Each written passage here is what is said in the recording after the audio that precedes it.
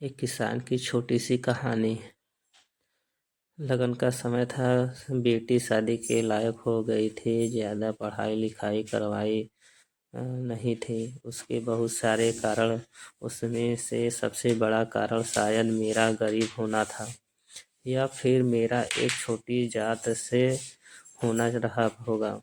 पूरे इलाके में बस दो ही स्कूल थे, पर एक स्कूल नहीं जा सकती थे क्योंकि वो गरीब की बेटी थी, और दूसरे में नहीं जा सकती थी क्योंकि वो उस समाज से थी जिससे उसको इजाज़त नहीं था। एक साल बैठकर अपने बाप के मालिक के बच्चों के साथ पढ़े। देखा जाए तो दोनों में एक ही उसकी गलती नहीं थी, और है अगर थी तो उसकी किस्मत खराब थी कि वो मेरे घर में जन्म ली थी।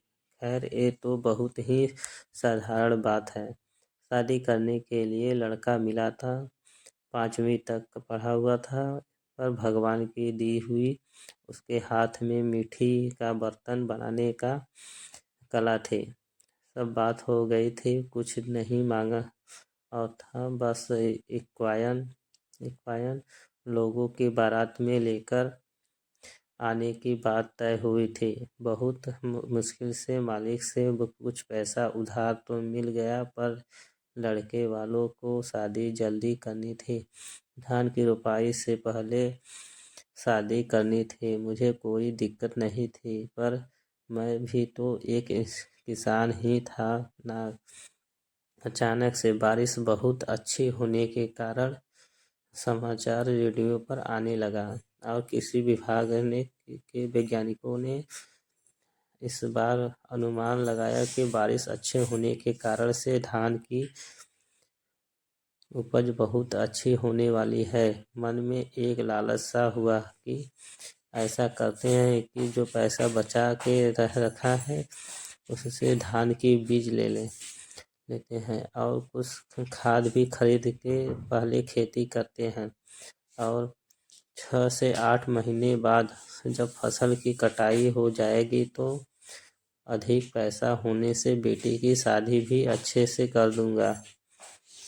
लड़के वाले से बात करने के लिए मैं उनके घर गया।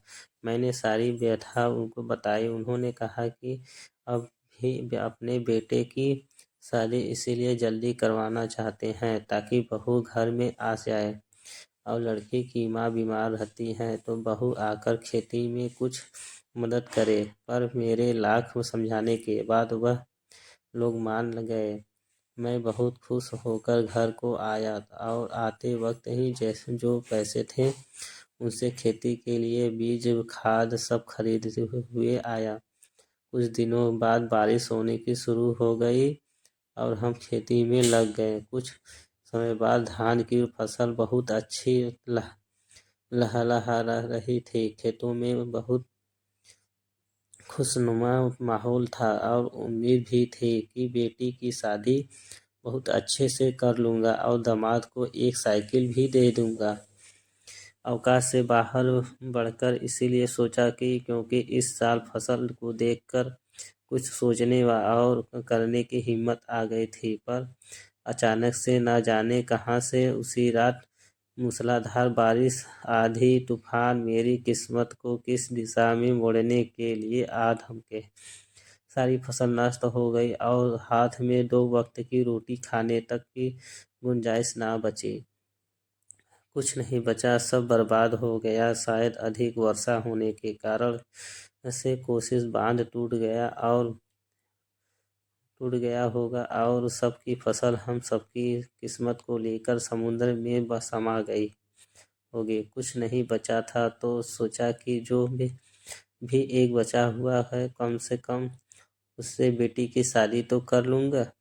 जब बारिश की लहर वो कुछ कम हुई तो मैं लड़के वालों के पास गया जहाँ पर बेटी के शादी के लिए बात की थी। जब वहाँ गया तो वहाँ की हालत भी देखकर कुछ बोलने कुछ पूछने का मन नहीं किया। अपने कदमों को वहीं से वापस करके अपने घर के रास्ते को पकड़ लिया। लड़के ने पहले ही शादी कर ली थी। हाँ, जानता हूँ कि 5 से 6 महीने रुकना उनके लिए शायद मुश्किल रहा होगा, पर समय की ऐसी मार हमारे परिवार पर पड़ी, ना तो फसल हुई, ना कुछ खाने के लिए बचा और ना ही अपनी बेटी की शादी कर पाया। और ऊपर से साहूकार का कर्जा कुछ यूं सर चढ़ गया कि मन कर रहा था कि अपनी जान ले लूं, लेकिन जान ले लूं भी तो क्या, मेरी बीवी, मेरे बच्चे, उनका क्या होता। मुझे नहीं पता इतना सारी घटना मेरे साथ क्यों हुई, पर इतना तो है कि भगवान की लाठी में आवाज नहीं होती है, पर चोट बहुत लगती है। यह मेरी किस्मत की मार थी जिसने मुझे कहीं का नहीं छोड़ा। रोहित बनारस 16 जुलाई 1993 फेसबुक चैनल है एंड इंस्टाग्राम चैनल है। माई यूट्यूब चैनल इंडियन किसान रोहित प्रजापति ब्लॉग। लाइक और कमेंट और सब्सक्राइब नोटिफिकेशन ऑन कर दीजिएगा, सबसे पहले हमारी वीडियो आपको सामने मिलेगा।